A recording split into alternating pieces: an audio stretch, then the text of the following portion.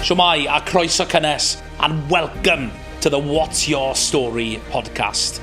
I'm James Owen, a Welsh filmmaker and storyteller, and I'm passionate about sharing stories. This podcast is all about business owners sharing their journey, and we'll be speaking with directors, entrepreneurs and creatives from all across Wales to learn from their experiences. We believe everyone has a story to tell. What's your story? Shwmai a croeso cynnes. Welcome to the next episode of What's Your Story. And today we've got a really good personal story from somebody across the bridge. She's not Welsh. And on today's episode, we have a mother, a biological scientist, and a people coach. I'm very, very pleased to warmly welcome Becca Brooks. Thank you for coming on the podcast today.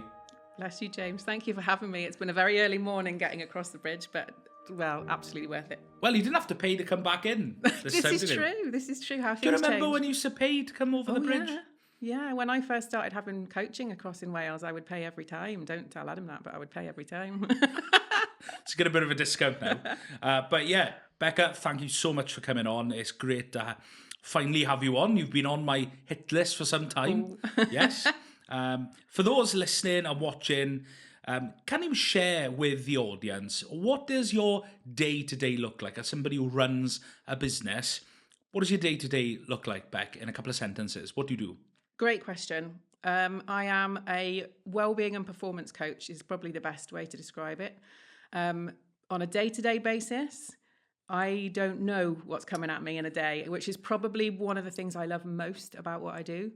So yes, there are some days when I'm in clinic, so I know I've got sessions. There are some days when I know I'm leading a walk and we're together outside, either as a group or with individuals.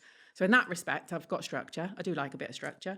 But yeah, on a day-to-day basis, what's coming in, there's always that element of mystery. So to a scientist and a naturally curious mind, that's gold. Good.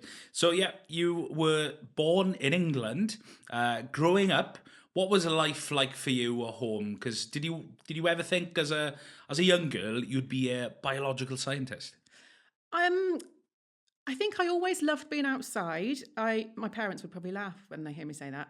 I was a typical whingy teenager walking about, like Kevin the teenager. But I always liked being outside. I have really strong memories of playing in the garden, playing in grandparents' gardens, your holidays outside and things like that. So no, I think I liked science at school.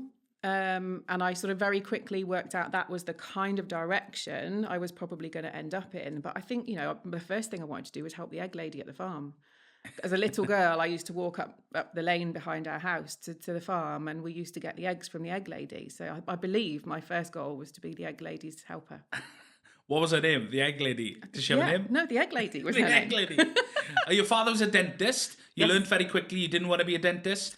No, when I had aspirations to be a medic, sort of A-level kind of time, I do remember one Saturday, Dad asking me to go into the surgery with him. Sadly, even as a professional, you have to be careful. So if a patient needed emergency treatment at the weekend, he needed somebody there too. And I remember going with him. This poor chap had got a cricket injury. And I remember mixing up something to help stick a tooth back in or something like that and saying to Dad, are we good? And he said, yeah. I was like, just be a minute, and pegging it down the corridor to vomit and come back. What now? So I wrestled, I think, with the idea of being a medic. Could I do it based on that? But it was the passion for biology. It was an A-level biology lesson with Mrs. Smith, the journey of a cheeseburger, or literally that kind of thing. I was like, human body is what an amazing bit of kit. What an amazing bit of kit, like to do the things that it does and then deal with the outside world in the way that it does. So science, I guess, lit me up.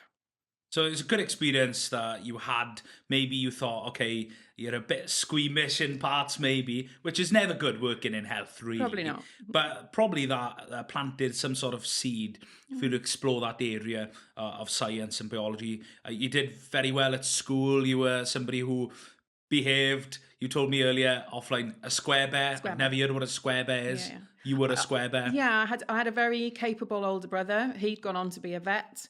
So I think I was always conscious of, to be that clever, I need to work harder.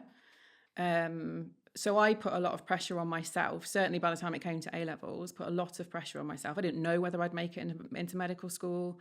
Again, like you say, joking aside, I didn't know whether I'd got the resilience to be a medic. Do you harden up to that kind of thing as you go through? I don't know. Hope so. So yeah, I think I worked hard. I kept my head down and I worked hard. So you went to Glasgow University to study, yeah? Yes. And we haven't talked about the rugby yet. You played rugby at university as well, didn't you? I did. I just didn't want to bring rugby up, James. But if you want to go there, to a rugby player, come on. Oh, just not recent rugby. I did play rugby for a while. I got injured playing rugby up in Glasgow. Yeah, which is hard, isn't it? Oh, it's tough. It's tough getting injured because you enjoy the sport, and unfortunately, that's. Yeah, when you're on the receiving end of an injury, it's tough because you want to be back out on the pitch and you've got a balance of staying healthy because, if you go back too early, you get further injury. But did you also find, for me, that sense of being part of a team and what injury means to your sense of belonging? I mean, you've been in that situation as well. So how did that hit you? I mean, last year, I dislocated my shoulder, which was one of the biggest things you can do in rugby. A big dislocation, a leg break, an ACL. They're one of the bigger injuries that, can really take you out of the game. But, for me, when it happened, the support there of the rugby club, my coach, he came round to see me, to have a cup of coffee, Nico, so that sort of sense of community that, when your teammate's down, you all check in, and that's really important. And just on the checking in theme, that's why mental health is really important these days, obviously.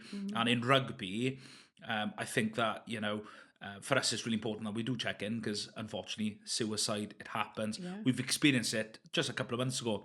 A young lad, somebody who used to play with us many years ago and was playing for another club, sadly took his own life.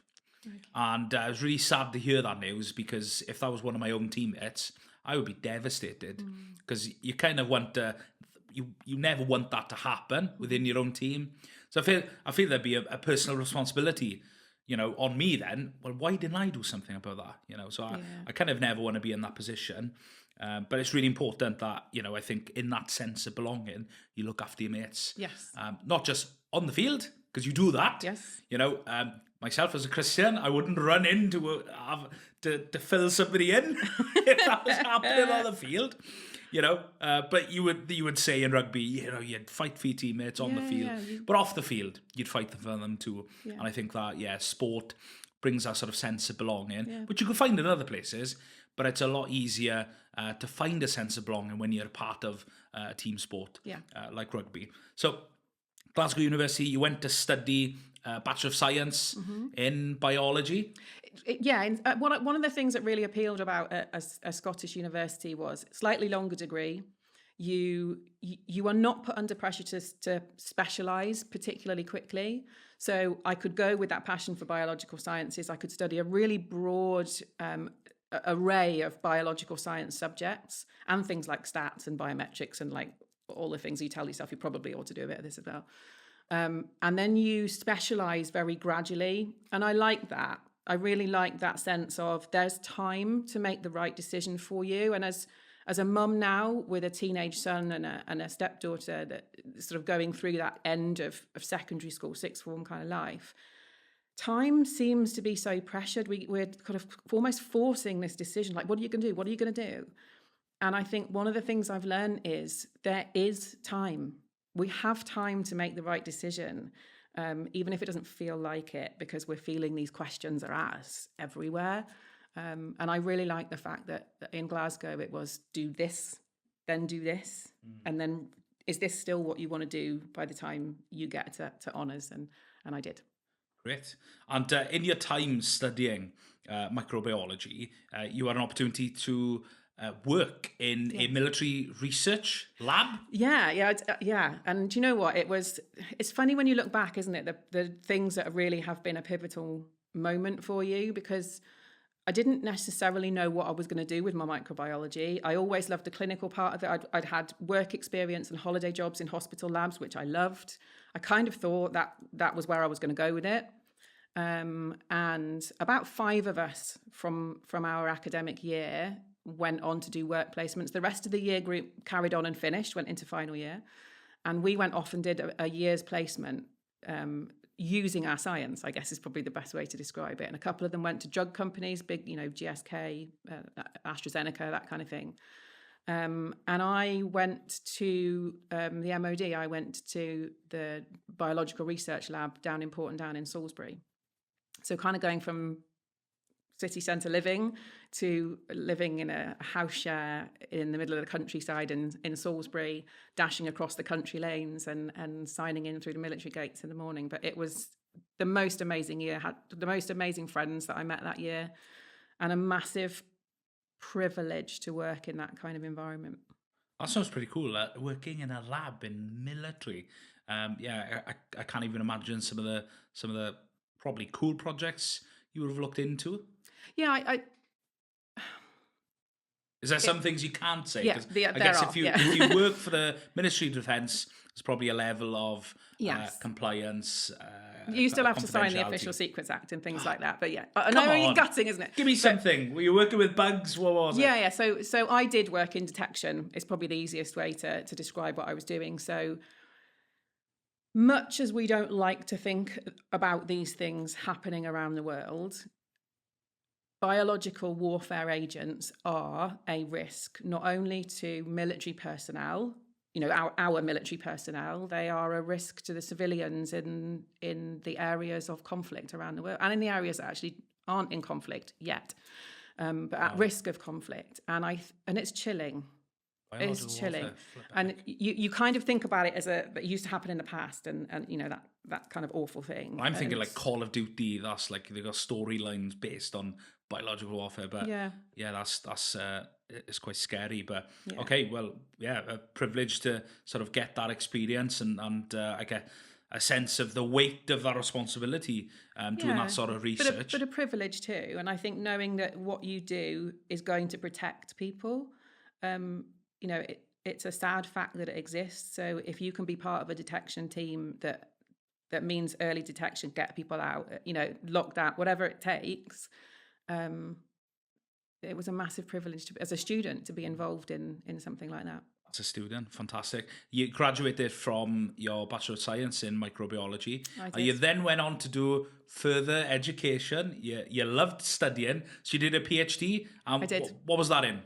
It was in iron-dependent gene regulation in Streptococcus pneumoniae. So anything to do with biological warfare? No, not at all. So strep pneumoniae is the kind of bug that causes pneumonia, meningitis, lots of illness in children and young babies.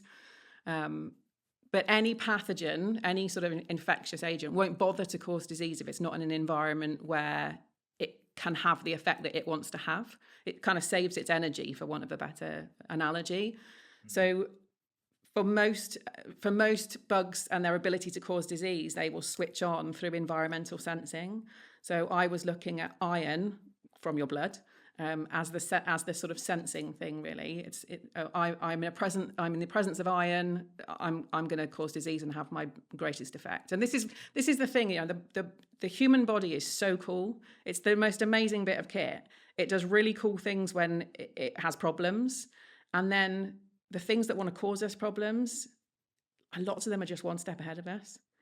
So I think the human body is amazing. I think bacteria, viruses, that kind of thing, they're just a tiny little bit cooler. Tiny bit cooler. Well, wow. That's that's interesting to know that. Yeah, you went from that completely different field to then studying more in health and working some of those things out. Beyond your PhD, then, what did that look like? Did you just have a job as a scientist? What did life look for you post your PhD? Yeah, I think you almost get on that treadmill of, I'm a graduate, I'm a postgraduate research scientist. What comes next? Oh, I'm going to get a postdoc position, or carry on in research. But I think at that time, postdoc contracts were about 6 months. That's not great if you want to get married, have children. I'd met my husband. It wasn't my husband yet. I think he knew he was going to be my husband, but that's not me like grooming him or anything. But he had already finished his PhD. He was a couple of years ahead of me. So was he a scientist also? He was James, but it was different. He was doing unspeakable things with worms and hamster poo and stuff like that. So he was a parasitologist. Okay. So that's interesting. So his parasites are generally bigger than microbes, which I think still means we're a bit cooler. He was a PhD qualified parasitologist, immunoparasitology, similar kind of thing. How do we protect the human body by understanding the way things that get us cause disease? If we can understand how they cause disease, we can understand how to switch it off or protect ourselves from it. That's the theory of our kind of research. But he'd already left science. He'd become MOD fast stream civil servant in the Defence Procurement Agency down in Bristol. So I followed him. And I think no matter how long I'd been in academia and how passionate I was about my subject, I also wanted to be a wife and a mum. And I remember getting the from some people, as if like, you've done all of this and then you just want to do that. And I just thought, how dare you? Like I grew up, family was everything when we were growing up. We had not only a sort of, two parents, I had a brother either side of me. We were also very close to our grandparents. I was blessed to have all four of them until the end of my first year at university, and then had the others until sort of 2004, 2005. So family has always been at the core of life. Probably that sense of belonging being so important to me. But so being a wife and a mother was never going to be a trade-off. So whatever I did next, it needed to fit with that. And that's why I went to do a PGCE, and that's why I trained as a teacher. So you go from biological scientist to teacher. Yes, primary teacher. Primary teacher, yeah. You weren't teaching little kids science. You have to cover all areas as a primary teacher, didn't you? Yeah, and I think that was one of the things that I loved about it. I'd done a lot of science up to that point. Much as I loved it, teaching science in a classroom is a massive challenge. How do you inspire 5 to 11-year-olds about science when there's only so much that you can do in a carpeted, table and green chairs kind of a classroom, and not being in a science lab as such. So that was always a challenge. But equally, I loved charging around the field, pretending to be a Roman soldier. My kids thought, what the hell is Dr. Lightfoot doing? But, I loved that. I loved, creative writing and lighting children's passion up for. There's nothing beats a light bulb moment, whether that's with a 6-year-old child or with an adult that you're working with. Nothing beats it. Yeah, it's a shame you can't get microscopes into the primary school. I mean, that would have been cool, but yeah, I can imagine it is very challenging with the resources, the facilities. How do you maybe inspire that next generation of scientists to 5-year-olds? Could be quite challenging, but yeah, I'm sure that in your time of life then, being a primary teacher gave you that flexibility to be a mother, because it wasn't a choice of, okay, I'm leaving this to now be a wife and a mother. It's almost part of what your identity would have been. Naturally, women are born to be mothers. It's like not really something I feel that you choose to do. It's if you decide to have kids and you have kids, you are a mother. It is you. You don't choose to be a mother. Yeah, you always have to find your own path with that. If that is your path, you still have to find your own path with it, and it comes perceptively easy to some and not to others. But I think for me, I always knew it was what I wanted. I didn't know what I'd be like. I think about all of the kind of matriarchal figures around me, not only in my family, but in other parts of life as well. And I think you become this amalgamation of all sorts of them. We're inspired by people in ways that we want to be, but I think we can be equally inspired in ways that we kind of think, I'm probably not going to do that. And I think that's important to have that radar. Watching and listening. When I was a teacher, I think those were two of the skills that are really, that's how you light children up. You light children up because you've watched and you've listened and you're trying to tap into what you're getting from them rather than forcing something down their throats. Brilliant. So you had 2 kids, and after you had George, your second boy, you felt that you wanted to focus on being a mum. You want to Yeah. focus being a wife. So you gave up the teaching work to be that. Chris was then the breadwinner at the time. Yep. And you were focusing on being mum. And a couple of years into that, you maybe struggled with what your identity was in that time of life. Yeah, which is strange, isn't it? Because that focus on being a wife and mum is that I was absolutely determined to be the present parent at home. Chrissy's job was unbelievably busy and stressful. And I think going back to work after I had Will, you recognise that you're giving your most precious thing to someone else for the best part of their day. I'm giving him up in his pajamas. I'm getting him back kind of pretty much ready to put back in his pajamas again. And that's hard. My best friend was his childminder. She still is my best friend. She still, likes to pat him on the head and look after him in exactly the same way. But it's hard. And I think to be a present parent at home was really important. But I'd underestimated how hard I valued that professional identity, that sense of Becca, as well as wife and mummy. So wife and mummy was really important, but Becca was a bit lost or blurred. Because mothers are very selfless. You give up yourselves to look after and care for those around you. So yeah, I can imagine that almost identity crisis is a very real situation, because when you're mum and wife, you're looking after your husband, you're looking after the kids, you forget about you. So what shift for you to really find your identity and your purpose as you were raising these children?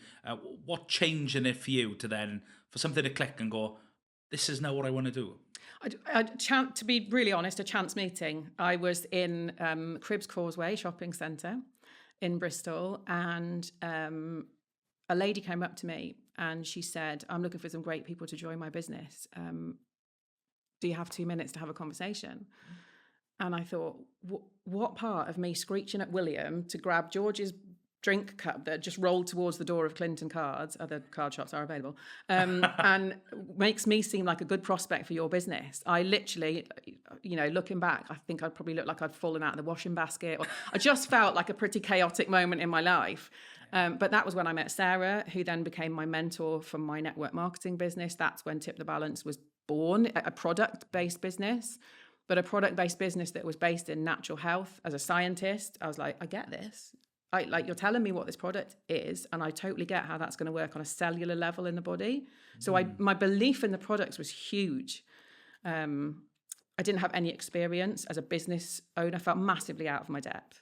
But thankfully, it was an environment with a lot of personal as well as professional development. Growth was a real sort of atmospheric thing around Forever Living Products. So I guess that had that ability of you set up your own business. You were then still wife, still mother, but that sort of gave you that sort of freedom to find your identity again and still look after Beck. Yeah, and I think that I saw that a lot in that environment as well. There were a lot of people in that situation who were just working out who they were again. It was a very common story. I've kind of got lost. I remember the phrase I said to someone, I feel like the facilitator of everybody else's life, and I'm just lost in the midst of it all. Yeah. I didn't resent it. I just felt lost. And so I think being able to pull on that professional development, pull on the mindset stuff, pull on the sort of the ability to still learn, to grow is another one of my values. If I grow, I can contribute. So it was a great atmosphere. My first sort of foray into coaching, which as a teacher felt very natural. Transferable skills. Yeah, exactly. And we talk about that so much, don't we? But we don't know what they are until we recognize we're using them in a different scenario. As a scientist, I can imagine, reading the labels, maybe phoning up the company or telling your mentor, no, I don't know about this or that's... Yeah, it would have had to pass the test for you to really go, for all the skills you've built and that academia journey you've been on. You would sort of know, should I be putting this in my body? Yeah, should I be putting it on my skin? I didn't find selling easy. And I think one of the greatest lessons I've learned from my now business coach is that's about customer service. And I find service far easier than sales, if that makes sense. So being able to sit with someone and really listen to what was going on for them, and then match a product to what they needed, not go, well, I could actually sell you all of these, which, on paper would have been better for my business, but I didn't feel it was necessary. Let's see this as a scientist. Let's try this one thing first. Change one thing, because then we know if it's worked. If it hasn't, then we might add another thing in the mix. But I'm not going to throw 17 things at you and make loads of money, because first, it's not fair on you. And second, I'm not going to know what's worked, which isn't going to work for my scientist brain. It's not going to work for your scientist brain. And there was a pretty pivotal moment in your life that happened in 2016. You were still mum, Yep. Still wife, and you had a text message. Yeah, I was driving to a Forever event, a weekend celebration event, and I'd stopped at Stafford Services, and I came out of Stafford Services with my friend, and I went, look at that. And on my phone was a text message that said, this is PC256, Mark Jessen of Cumbria Police. Can you call me on this number? And I thought, well, that's Chris's number. That's so not funny. Whoever you are, that's so not funny. And this friend just sort of touched my arm and he said, you need to phone. And it was that kind of, yeah, but it's not funny. That's quite sick. And I sat back down in the car, and a stranger answered Chris's phone and said, your husband's been involved in a road traffic accident. And I just said, is he dead? Which sounds quite brutal. Now it sounds quite brutal. And they said, no, but he's quite seriously injured. You need to get to hospital. And you have that moment of, okay, where am I and where are you and how am I going to get, and it was a Friday night. It was the 2nd of September. So lots of people coming in lots of different directions at the end of school holidays. And I had to get to Preston Royal Infirmary, where he'd been airlifted by Northwest, the amazing crew at Northwest Air Ambulance. It was the longest journey of my life. And I got there, and he'd been transferred to high dependency. And it's like when you're thrown in any kind of situation, you just almost go on autopilot. What have I got to do? What is expected of me? And you're just doing it. The adrenaline kicks in. Yeah, and I got to the double doors of the high dependency unit, and suddenly stopped myself and went, what am I walking into? Because I was suddenly thinking, I need to keep myself together. So what am I walking into? And she said, he's on life support. So he's in an induced coma. There's a lot of tubes. There's a lot, all the kind of, it sounds like the casualty storyline, doesn't it? And so I went and I sat with him, and he was in there for 4 days. And each day I was kind of updating the boys who were with my in-laws at the time. This is happening, that's happening. They've said this, they've said that. Made sure I was talking to the boys so they weren't getting information secondhand. Yeah.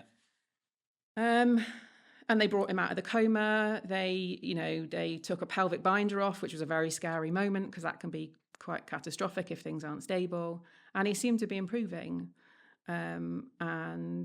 Just before doctor's rounds on the Tuesday, they said, you go and grab some lunch. Doctor's rounds are happening. And I remember taking his oxygen mask off and said, right, Jedi 1, behave yourself. I'll be back in a bit. And put his oxygen mask, because he'd been agitated and, slightly grumpy. And all the while I'm thinking, right, what's going to happen when we get him home? We're going to have to change the house. We're going to have to, he'd got 27 different broken bones. But there was a plan. There was always a plan. Every time there was a plan. So I went off for lunch, and I came back and they wouldn't let me into the ward. And the family of lots of the other patients were arriving in the waiting room, and they were getting annoyed because they couldn't get in to see their families. And I just sat there thinking, something's not right. And they took me into a different side room, and a doctor came in with 2 nurses, and both nurses are trying to shut the door. And I'm thinking, it doesn't take 2 people to shut the door. What's going on? And they said that he'd taken a turn while I was at lunch, and he'd had a cardiac arrest. And they just kept saying to me, he's 40 years old, he's fit, he's strong, he's young, he's got every chance of coming through this. And I just said, you need to go and tell him that we need him. And it was the longest 20 minutes of my life. And they came back in 20 minutes later, and they hadn't been able to revive him and bring him back. And it was just the most bizarre moment, because I hadn't planned to be a widow at 40. And everything. Yeah. And phoning the boys, and I can still hear the noise. It's probably the worst thing I've ever had to do in my life. Tell your boys that dad are gone. Yeah, and they were 6 and 9. You can't dress it up. You have got to use very real and what feels at the time like quite brutal language. You have to be factual, because he's not sleeping, he's not resting. What does passed away mean to a 6 and a 9-year-old? Yeah. So yeah, it was probably the hardest thing I've ever had to do. But again, I am very blessed with the family that I have, who just went whoosh around us and wrapped us in that. Wow. Thanks for sharing that. Yeah, that's quite some experience you've been through as a mother, as a person, as a wife. And yeah, all of a sudden, your world would have been turned upside down. And what was then, Chris was the breadwinner, to which had to be the breadwinner for your boys. So what were the sort of next steps of grief for you? Did you take time out and then, or did you go full business mode? What were sort of some of the immediate things you were doing after you grieved? I think straight away it's just like I have to get from Preston back to where my boys were. They were with my parents by then. They'd gone and scooped them up. So my younger brother came to fetch me and took me back to mum and dad's. And it was really interesting, because you kind of trying to formulate a plan, but ultimately those children will find your plan. And for them, I think probably for most children, finding their new normal becomes their thing. And that therefore became my thing. So they wanted to go back to school. So I think we stayed at mum and dad's for a couple of days to get, bits and pieces sorted. We went back down to Bristol. And I went into school, and sadly, fortunately, I'm not quite sure which word to use, the boys' school had experienced loss in the community families before, so they knew what to do. We were referred to Winston's Wish, who are the charity that support bereaved children in the UK, really quickly. But there is always a pause between the event, letting the dust settle, and support kicking in. So we had that void to try and establish our new normal. So the boys wanted to go back to school. They wanted to go back to Cubs. They wanted to go back to swimming lessons. Everything has changed. So what is the same? And I think from a grounding point of view and an energetic point of view, that was really important. So yes, a lot was caught up with the boys. But yeah, in the back of my mind, I was like, I still got to make the wheels go round. Thankfully, we got lots of the things in place that you need to have in place, life assurance and things like that. But yeah, my secondary income business needed to be something very different. And in that environment, that kind of business, to grow that business, you throw everything at it. You are working with your team members. You are helping them to build their businesses, which to a point was great. But that was going to take me away from the boys at exactly the time when I felt I couldn't be. And that's when I started working with my business coach, which was terrifying. Not because he's terrifying, but I knew Tip the Balance needed to be more. But to be more in my current environment, that wasn't going to work. But I didn't know how to make it more. And the first thing he said to me was, "Where is the joy and what do you do?" And I was thinking, like, I was bereaved less than a year ago, and you're asking me about joy in my life. Are you for real? The audacity. Do you know, it wasn't, it was, it is the best question I've ever been asked. And it is the most powerful question when we're building a business, because if you aren't sitting in the joy, it's a grind. And I think he could see how much life had taken out of me. But actually I thought, it's people, it's their health, it's, and I said, well, it's this and it's this part of it. And And he said, great, that's where we start. And I thought, right, so what I'm going to do, I'm going to go and do my nutrition qualifications. And he went, Beck, how many more letters do you need to have after your name before you realise you are perfectly capable of doing this already? Just these ones. And, because to me, confidence came from competence, which came from qualification. And I think I'm passionate about education. I wouldn't have been in it this long, would I, if I wasn't? But for me, and I don't know about you, when you're doing something new, do you get your head in things? Do you learn all about it first? Or are you a bit of a kind of, well, it'll be fine? Well, I think I relate to my wife here because, she's been growing and helping me in the business and it's now a core business, right? We're both leading this together. And she'd always go, I need to do a marketing degree. So one of her responsibilities in the business, right, is marketing. Yep. Because she can't do sales. So she's like, I'll do marketing. And she feels she needs a marketing degree to be able to then do the marketing in the business. And I keep telling her, you don't. She keeps showing me courses and degrees. You don't need to, and I'm not discrediting those who have a qualification in marketing, right? But if you do it as a job in a larger company in communications, it's extremely helpful because there's, marketing's quite a big word. It's quite a vague thing initially because it's all marketing, darling. There's all so many little nuances to it. Paid per click. You've got branding, which falls into it, digital, print, right? You've got all these things. And I keep telling Amy, you don't need a piece of paper to give you the confidence. Well, that's how she feels she does. She feels she needs that. My brain's wired a little bit differently. I don't need some letters to then give me the confidence to say, I can actually do this. Because a lot of that you can learn through lived experience, right? Thankfully, I've got a film degree, but I think that whether I've got one or not, I think what university gave me was it sort of sped up that journey. Because I feel if I didn't go to university, I'd still end up where I am, but it probably would have taken me a little bit longer. So for me, I don't think you need the letters to validate and give you the confidence of that skill.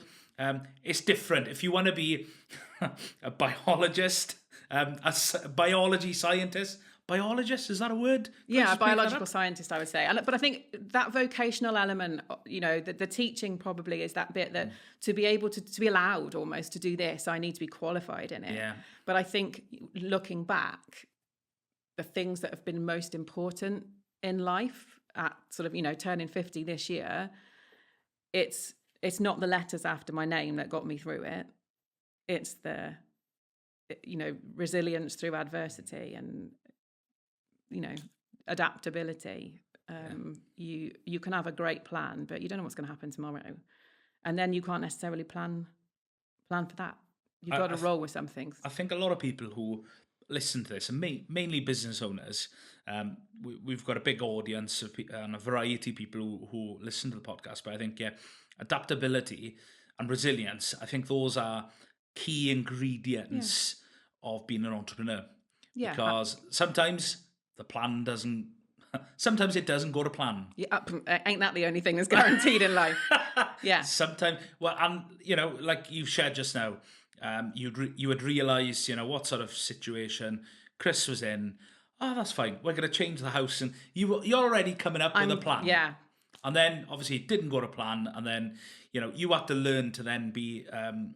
You had to adapt. You had to show resilience. I think those are key ingredients to being an entrepreneur. How do we get into the sort of right headspace to be able to adapt? Because there's got to be something in us that wants to make a change. Because, for me, in COVID as an example, right? That was something very significant. None of us have experienced in our lifetime, this pandemic. We all had to lock ourselves down. From me, who not long just started a business, terrible time to start a business. Absolutely. But also, on the flip side, for some people, it's the best time to start a business because there's opportunity. So how can we, as business owners, really be in tune with what's going on, being aware of what's going on, and how can we best adapt? What are some of the things we need to think about when something happens and we didn't expect it? How can we, as business owners, maybe adapt? Great question. I think that sort of mindset for coping with change is fascinating. Something, I have to dip into that idea as a coach. I have to dip into that idea as a human being. We definitely have to dip into that idea as parents. And I think we live in a world where there is information and noise around us constantly. We can find the answer to everything somewhere. And I would say what we're not doing is looking in here. The answer to coping with change really comes from listening to what's inside you, whether you want to call that intuition, whether you want to call it your soul, whether it's about getting into a meditative state, whether it's about prayer. I've just qualified as a meditation teacher with the British School of Meditation in the last sort of few months. And one of the things along that journey, same with when I did Reiki Master, it's quite a woo-woo world to a lot of people, but to me, it was very like prayer growing up in the church.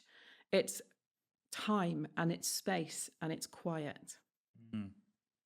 Our greatest wisdom comes when we have time, we have space, and it's quiet. And I think the classic scenario of the entrepreneur is that everything is happening at 100 miles an hour. Yeah. There's a lot of noise around us. There's a lot of noise in terms of distraction, opportunity. Oh my God, if I don't do this now, but there's also kind of, what about this? What about that? And I've got to learn about this, and I've got to get my head in there. And then if there's an expert, there's a podcast somewhere, and I've got to find this, and I've got to have that on in the car while I'm going to this meeting. Just slow the chuff down a minute. Slow down. And yeah.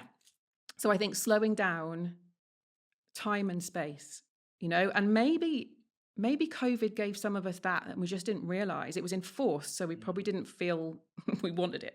Just don't want the time and space. I want to be with my mates at the pub. Yeah. But time and space get you to work out what's in here. With mindset, you've got to recognize it. What is your head telling you? What is your heart? What's your gut? They're all in this line, but what's everything saying to you? Are they aligned? Okay, this is the right choice for me. This is the right change. This is going to be okay. Or does something feel, I talk a lot about a disturbance in the force.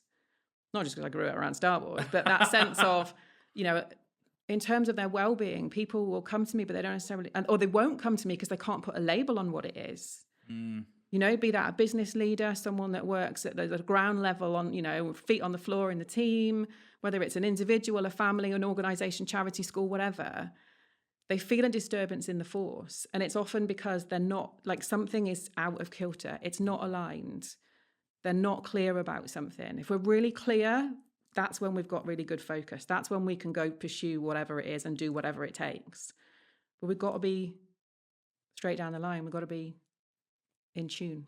It's very powerful what you can learn from yourself when you take the time to just be, and to just pause. A selah, I think it's a biblical term, selah, which is almost a rest. It's we can learn so much from ourselves because when life is busy and there's lots of noise, just taking a moment to just rest and whether that's in a Christian sense praying or meditating, just having that state of rest to really listen, because I think a lot of the times sometimes we can be the barrier to getting us out of a hole, or to I think if I compare me and my wife, I think I'm wired just very differently, right? I can talk myself out of a problem. I'm blessed to have that sort of personality. With Amy, she struggled over the years to really get herself out of that. Yeah. And that's why it's important to fill yourself and get support with building people around you, isn't it? But I think that sometimes when we're looking to be resilient or to want to adapt, the answer is actually us. Yes. It's just something that no medication, no sort of principles or yoga, all these things can really help improve ourselves, but sometimes it's the thing that really stops us is us, and whether that's mentally, mindset. The shoulda, woulda, coulda. The expectations of others are crippling, and I think, but also with our mindset, where did we get this idea that this was expected of me? And I think it's catching yourself in the moment as you tell yourself something, just going, right. Where did that come from? Why do I think that that's the acceptable or the expected thing to do in this situation? Maybe what happened with us and then focusing on the boys gave me the permission to rip up the rule book a little bit, walk a mile in my shoes, then tell me I'm doing this wrong. And I didn't want to be in your face about things, but I think I probably took more control over elements of my life then, because if it wasn't me, who was going to do it? Before we come to a close, I just want to ask you, we've touched on this, me and Amy this week. What's the difference between mindset and feelings? Oh, that's a great question. Because I think that they've got. We were having a bit of a discussion in our mindset, and but that's how you feel. You got to change your mindset. And then she was telling me they're different things. I was like, are they? Because one feeds into another. Yeah, I think you're absolutely right. They're linked, aren't they? I would say feelings probably happen from here down. Yeah. So feelings, I would say heart, soul, gut, even in your feet sometimes, that kind of fidgety sort of fidgety thing, that something's not right here. Mindset is probably more the stories that we are telling ourselves. Ooh. We need to let our thoughts come and go and not necessarily attach all these meanings and emotions and go through the filing cabinet of the past and make all these comparisons that don't belong. Yeah.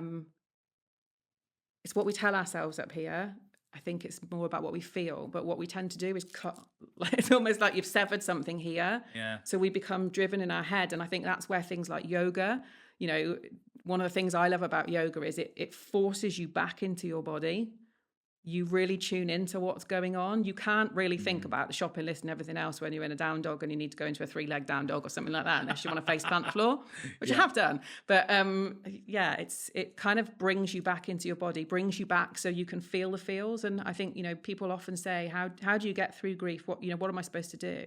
And I will always say, feel your feels right to the very edges. Honor your feelings. Don't do this anyone else's way but yours. There is no right way to do it. Do it your way. And I think that's probably one of the... You're preaching to me there.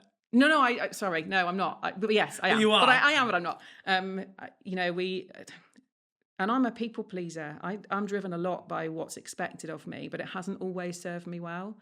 And I think if there's one thing we can teach our kids and what comes next, it's like, just feel the feels and go with that. Do no harm. Good. No, you're preaching to me there, because I think when I try and look at my relationship with me and Amy as a married couple, we're both built very differently. When she's experiencing things, it frustrates me a little, because I'm like, but I feel it this way, or do you know what I mean? Yeah. It's difficult, but I think that it's interesting. It only came up this week. We were talking about mindset and feelings, because the feelings kind of fuel the mindset, and sometimes your mindset's got to block the feelings, because feelings always happen to us, right? And sometimes we've got to choose to respond, and how we respond when we feel a certain way. Because just because I feel like not getting out of bed this morning, is that helpful if I actually don't get out of bed? No, I've got loads of things to do. So your mindset has to then battle the feeling. Yes. So you got to, no, come on, you got to get out of bed. You got things to do. Brilliant. Just before we end, I've heard loads and so much stuff about you, and I'm excited to hear more about what you offer to your businesses and those you support. For a bit of fun, this podcast is all about stories. Yeah. And we've gotten to hear your personal story today, which has been very insightful and an honour to you. If you could spend an hour with somebody that is very influential, inspirational, and it could be fictional, maybe they don't exist, or maybe there's somebody who has passed away, who would you love to hear? Whose story would you love to hear? If you could sit right in front of you now, somebody you just love to unpick their brains, who might that person be? Well, it's such a fab question. I've listened to so many answers to this question, James, in your podcast guests over the weeks, months, and years. But it can't be Adam Brooks.